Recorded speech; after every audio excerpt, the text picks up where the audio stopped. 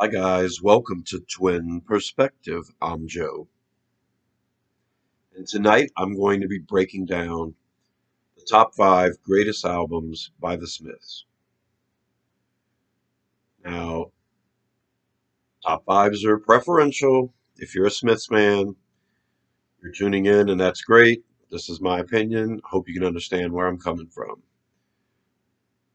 All of the albums and all their incarnations are potential here, and at number 5, I'm going with the original release, the debut, self-titled. Now, the reason why I have this at number 5 is because there are a few songs on the album that I feel are a letdown from where we were and where we're going in the album. Now, keep in mind, the Smiths are the only band that I know that has never had a song that I don't really like or love. So keep that in mind. But on the original, I believe that Pretty Girls Make Graves and The Hand That Rocks the Cradle and Suffer Little Children are moments in the album that don't live up to the rest of it.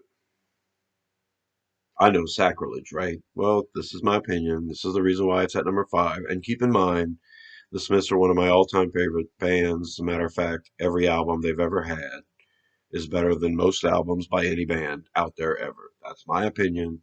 They're my second favorite band of all time, next to Genesis. But even Genesis has had songs that I don't like, but not the Smiths. Okay?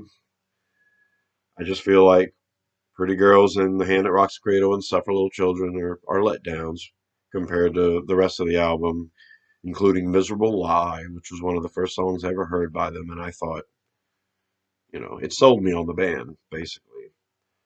The single This Charming Man is brilliant. Still Ill, Hand in Glove. What difference does it make? Those are all favorites of mine from that original self-titled album. And I have that at number 5.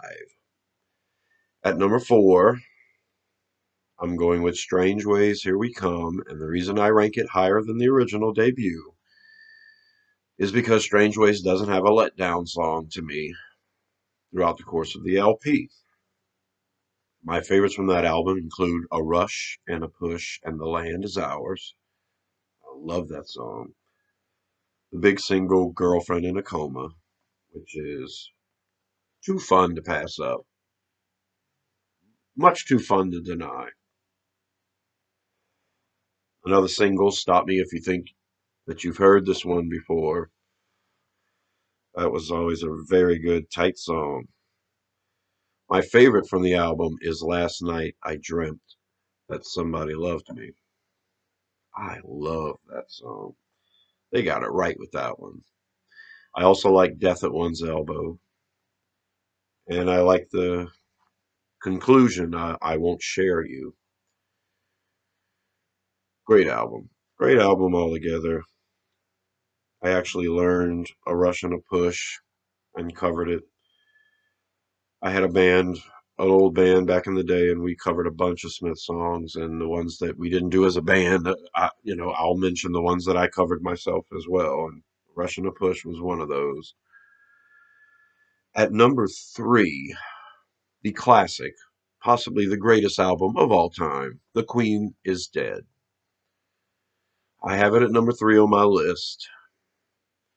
There's 2 songs on that album that I feel aren't as great as the rest of them, and those 2 songs would be I Know It's Over and Never Had No One Ever. Don't tune out, don't tune out. Those songs are great. They're just not as great as the rest of the album, including the opener, The Queen is Dead, which is one of the best songs they've ever done. Frankly, Mr. Shankly, which I sing practically every other day when I'm at work. I put my boss's name in there instead of Mr. Shankly. It fits perfect. Symmetry Gates, which I learned myself on the guitar. Love covering that one. The old band and I, we did Big Mouth Strikes Again, one of the greatest songs they've ever done. And The Boy with the Thorn in His Side, We covered that one too. Love that song. Also love Vicar and a Tutu. There's a Light That Never Goes Out. That's probably my favorite song by the Smiths. And the Brilliant album concludes with Some Girls Are Bigger Than Others, which is one of the best songs they've ever done as well. Phenomenal guitar work in that song. All in all, Queen is Dead is a 10 out of 10. Best album in the world ever. But I'm going to put two more Smiths albums ahead of it. At number two, I'm going with Meat is Murder. I think Meat is Murder has a bigger variety on it than The Queen is Dead. And there's only one song on Meat is Murder I don't really, really love, and that's the title track, Meat is Murder, which comes at the end of the album. In America, our version of Meat is Murder included How Soon Is Now, which makes that album all the more great, brilliant. But Meat is Murder is just chock full of great songs to me. The Headmaster Ritual is one of my favorites. Rush Home Ruffians is one of my favorites. What She Said is just lyrically brilliant. Nowhere Fast is one of my favorites. Absolutely love that song. Well, I Wonder is a moment, and Barbarism Begins at Home, one of my favorites as well. Now, basically, the top three albums here are tied. You know, they're all three 10 out of 10 brilliance. I'm just being weird and putting Meat is Murder ahead of The Queen is Dead. And at number one, I have the US release entitled Louder Than Bombs. Louder Than Bombs is basically the two UK releases, Hatful of Hollow and The World Won't Listen. Those two albums are brilliant. I kind of side with The World Won't Listen, but I don't have to with Louder Than Bombs. Now, if you focus on Louder Than Bombs and just focus on the big singles from those other two albums, you've got yourself a brilliant album here.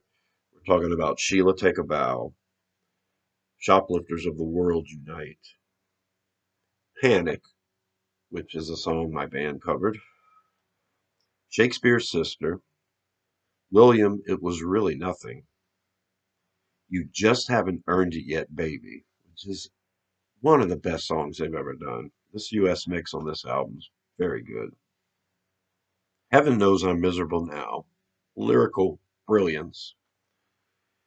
Ask, which is a song my band and I covered as well. And Hand and Glove. Now that right there, those singles are all just amazing. That's a great album on its own and could be put at number one. But what really puts Loud and Bombs over the edge, over the top, for me, are the B-sides. Is It Really So Strange? Sweet and Tender Hooligan, which is one of my top five favorite songs by them. Sweet and Tender Hooligan. Love that song. Half a Person, which the guitar player and I could cover. Love that song. London, which is one of the best songs they've ever done. Bar none. For a B-side, give me a break. Girl Afraid is great. Golden Lights, I actually really like that remake by them. And, you know, probably the weakest song on the album, but I still really like it. Rubber Ring, These Things Take Time, Back to the Old House, Stretch Out and Wait. All of these songs are just phenomenal. This Night Has Opened My Eyes, Unlovable. And it also features Please, Please, Please, Let Me Get What I Want, one of the best songs I've ever done. That was featured on the Pretty in Pink soundtrack. And the album ends with Asleep, which I've covered on my keyboard and can play at any time, anywhere. Brilliant song. All in all, it's kind of unfair, but that Louder Than Bombs collection, to me, is the best album by the Smiths. Hope you guys can understand where I'm coming from. Thanks for tuning in. This has been Twin Perspective. I'm Joe.